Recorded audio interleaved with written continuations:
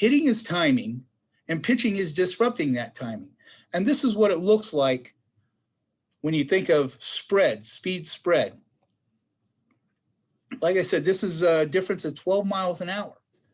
First base and third base coaches could see a difference in your arm speed. But coming straight on, there's no chance that hitters can see that unless you give a tell prior to that releasing of the ball. If you give a tell as far as slowing your delivery or a faster tempo delivery, and maybe you do that, and I would say if you do that, vary the tempo and everything. This is what it looks like between a 84 mile an hour fastball and a 78 mile an hour slurve. Look at the amount of spread at contact. There's a guesstimating right there over 10 feet of spread.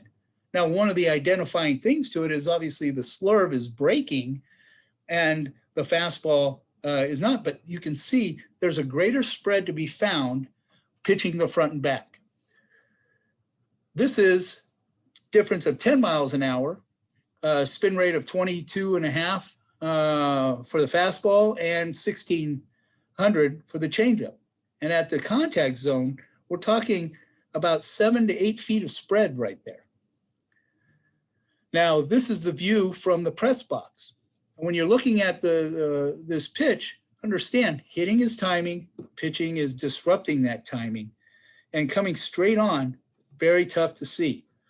So hopefully these visuals are giving you an awareness that if you're not teaching your guys changeups, if you're not stressing the changeup, hopefully you'll stress the changeup more.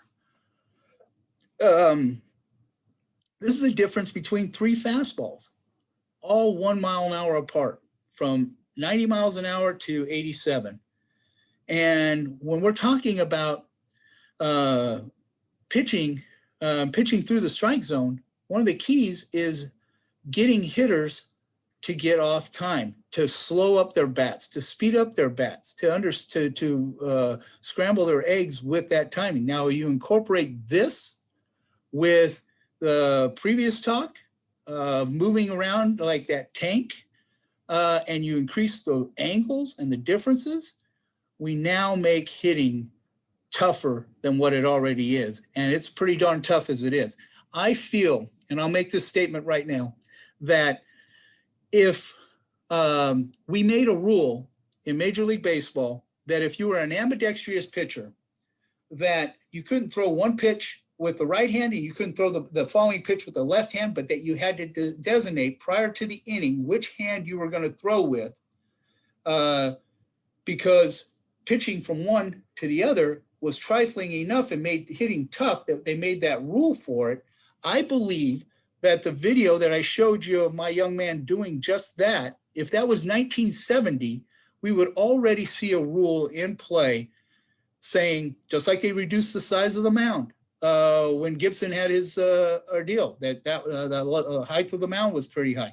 I believe they will have you designate what side of the rubber you're going to throw on, maybe prior to the inning or prior to the at-bat. But that rule doesn't apply right now.